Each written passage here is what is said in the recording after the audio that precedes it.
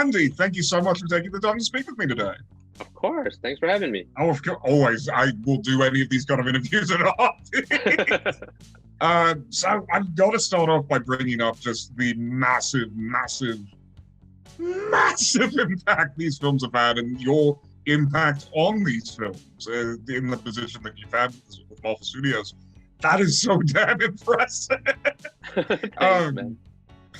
Like from your perspective, what has it been like to see Marvel Studios kind of grow and expand and become what it is? In part, I think, thanks to the visuals that really have taken off across the entire planet.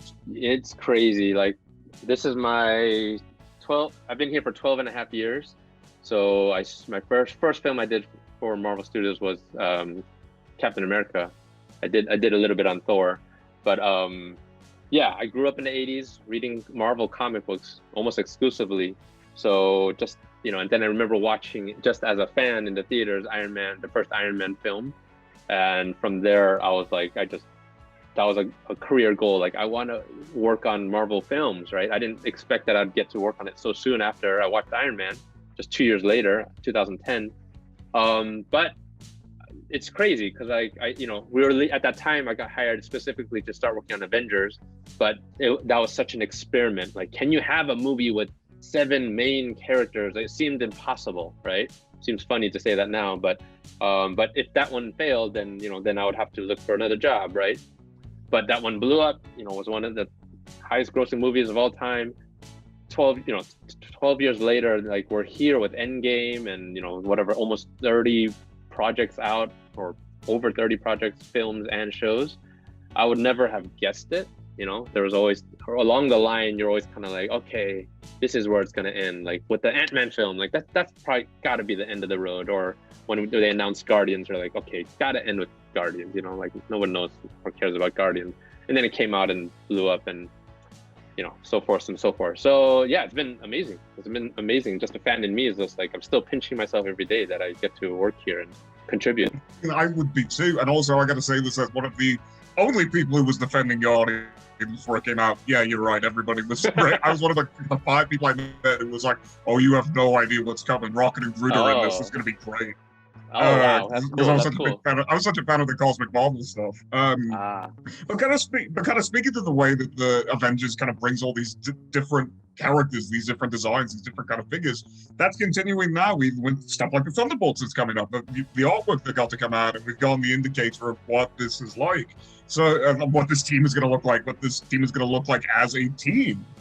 So I'm so curious, like, what is it like taking these different corners of the universe, each of whom have their own little visual cues, the visual touches? Something from Ant-Man doesn't exactly feel like something that came out of Captain America, even though they can intersect and run into one another. What is it like finding the balance between different corners of the universe when they're unified under a single banner like that? Yeah, I mean, I think I talk about that with my other visual development artists. Again, I've been here for over a decade, and there's not been a day that I've been bored. And all across the board, all the artists say the same thing. Versus, like, I used to work in video games on the God of War series, which is so much fun. But I was there for 5 years working on Greek mythology.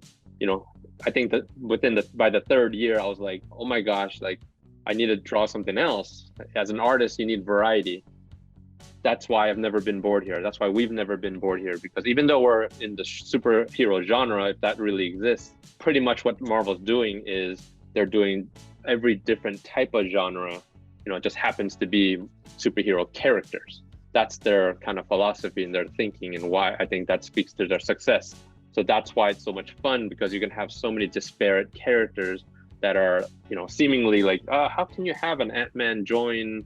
Like, what does that look like joining in with the Guardians of the Galaxy or Captain America, as you mentioned? But therein lies the fun. When they join up, when you first saw, Paul Rudd, Scott Lang meet Captain America, and then you have that fun moment. That's what that's what we didn't realize how much we needed that, right? And that's what the first Avengers brought us. So many disparate characters. We're like, oh, how can a god exist with someone like Tony Stark, who's so science-based? And then you see it and you're like, oh my gosh, this is kind of amazing. And then of course Endgame, and then the future is bright, because we're this last phase, we're introducing so many new characters, and you know, I'm sure one day we're gonna see them interact with each other again. So that therein lies the fun. We've got that phase 5 and phase 6 coming down the pipeline a little bit quicker. Yeah.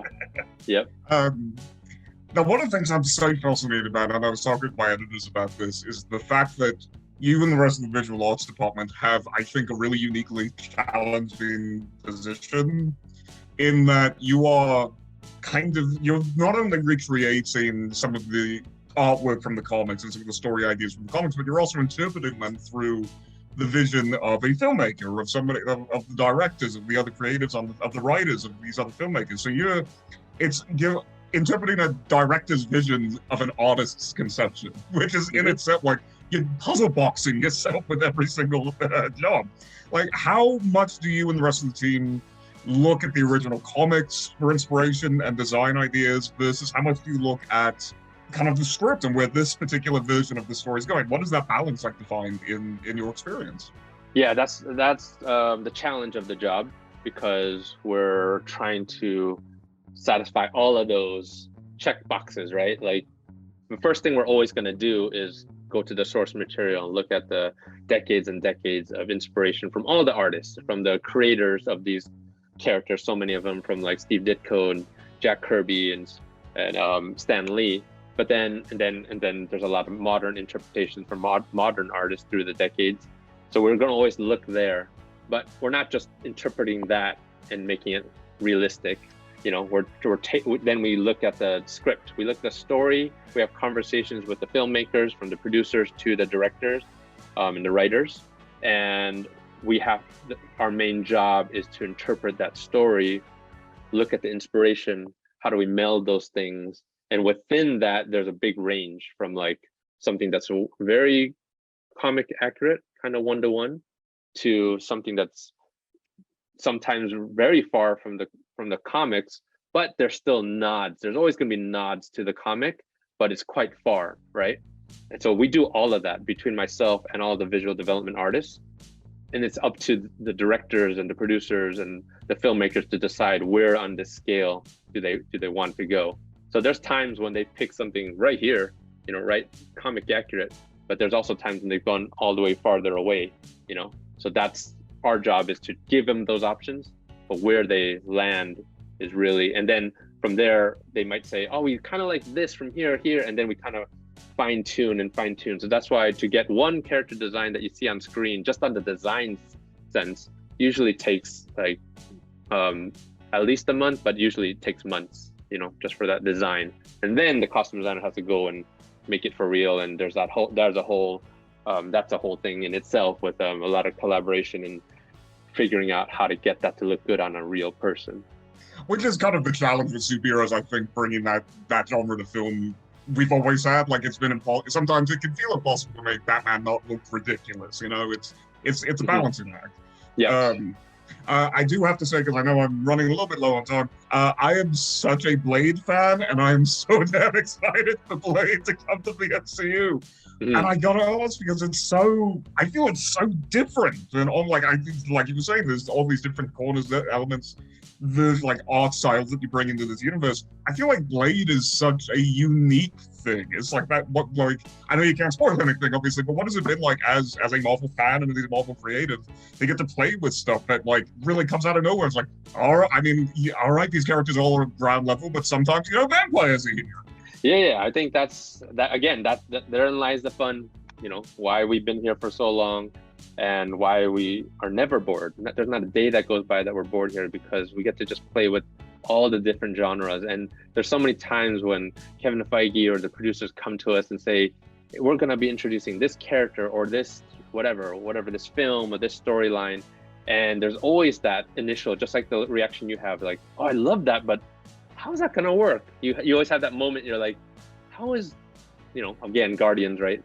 How's Guardians going to work? Or how is Ant-Man going to work? Or what you mentioned, how is Blade going to work? Like, with this world that we've created, this MCU, obviously I'm not going to tell you how it's going to work, but but that's the history of Marvel Studios, right? And all these movies and Disney Plus shows is, you at this point, they've gone to a place where you kind of can do anything, right?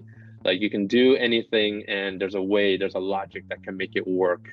And I think that's the code that Kevin Feige has really cracked. Because in the past, it's always been like, you can do like an X-Men film, like what Fox has done, but that's on its own. And then you can do whatever, the Spider-Man film, but it's on its own. But no one's really attempted to try to, how do you merge those two things? But that's what we've been doing for the past, whatever, what Marvel's been doing for the past, since 2008. So I'm excited to see how they're gonna bring that other corner. Every movie that comes out, you're adding another corner to the world that is the MCU.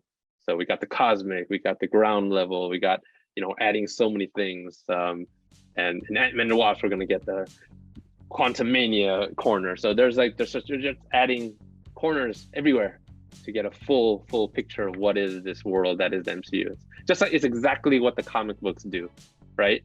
Like you have all these different storylines that are very different. The Iron Man story is very different than like, just cosmic story, but they're still all in the same universe. So we're just doing it in a more realistic, real world, coming to life type of way.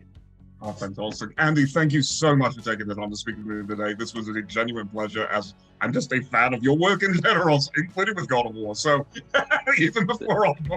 Oh, awesome. Thank you so much. Thank you.